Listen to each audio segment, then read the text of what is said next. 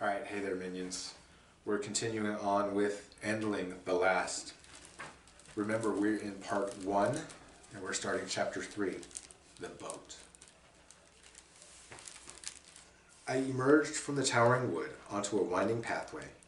The trees kept their distance from the cliff's edge, as if they were leery of heights. The grass was dry and warm, almost brittle. It was nothing like the feel of night grass, cold and damp with dew. I came upon the remains of an ancient building, squat and crumbled. A watchtower, probably.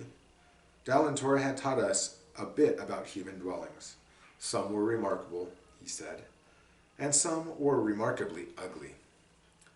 I clambered over great, rough-hewn stones that formed a crude stairway.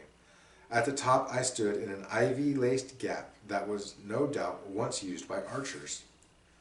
And there it was, the sea. It was nothing like I'd imagined.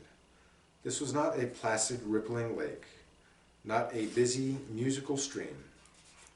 The sea reached forever, as humbling and endless as the sky. An army of waves marched toward the shore, crashing violently in plumes of white spray.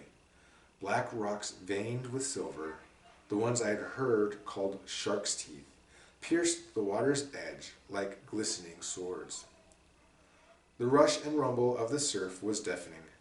I felt as if I were drowning in smells, rich and mysterious. The breeze stiffened. My ears lay flat and my eyes stung.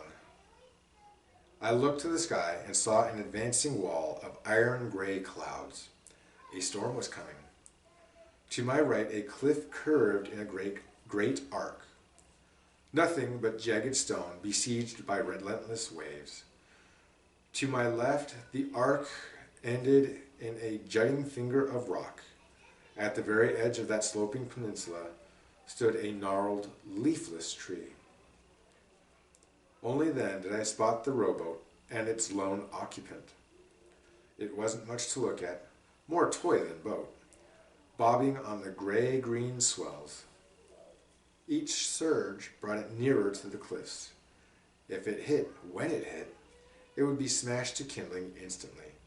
I had to squint to be sure there was a creature in the boat. I wished I could smell the animal, scent being so much more precise than sight, at least for us. But when I tried to unbraid the air, all I smelled was the complicated sea. Nonetheless, there was something down there in that rowboat, something small and brown, pointlessly attempting to paddle. What was that? I was almost certain it was a wabik. What can a wabik possibly be doing in a rowboat? I asked of no one. The noise of the pounding surf was huge, but I thought I might have heard a faint but desperate cry for help, which made sense, because though I couldn't quite make out the occupant in the tiny craft, one thing was clear. Whether wabik or some other creature, whoever in that boat was doomed. Alright, that was a short chapter, but I love you guys and I'll see you very soon.